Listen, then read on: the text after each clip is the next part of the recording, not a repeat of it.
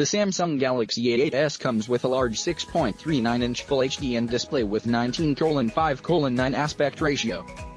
The phone is powered by the Qualcomm Snapdragon 710 SoC, backed with 6GB RAM and 128GB internal storage that can be expanded to 512GB using a microSD card. It also comes in an 8GB RAM version. The optics of the phone include a 10-megapixel sensor, a 24-megapixel sensor and a 5-megapixel sensor. Towards the front is a 24-megapixel selfie camera.